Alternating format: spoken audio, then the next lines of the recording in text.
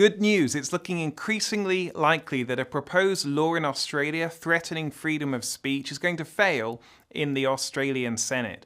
Australia's controversial misinformation bill seeks to regulate content on digital communications platforms, and as ever with these types of laws, it contains many vaguely worded concepts that would be wide open to interpretation by those in power. For example, the bill attempts to ban actions such as, quote, inauthentic behaviour, and misinformation or disinformation is defined as content that could be considered misleading or deceptive.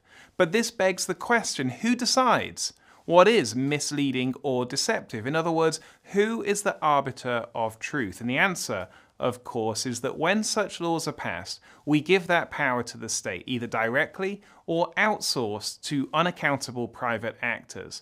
And we've seen time and time again that when the state is given that sort of power, it uses it to censor speech that's contrary to or critical of the views, beliefs, and ideologies of those in power.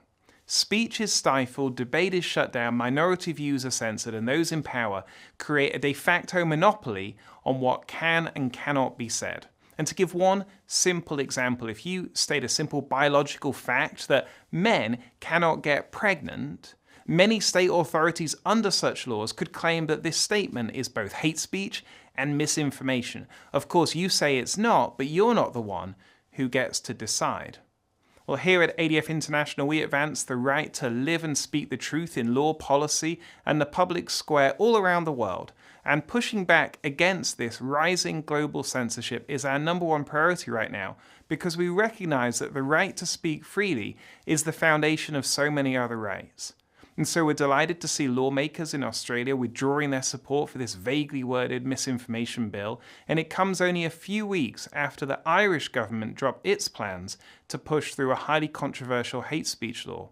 We've also seen in the past few weeks that the incoming US administration has vowed to roll back what's been referred to as the censorship industrial complex and return to promoting a culture of freedom of speech.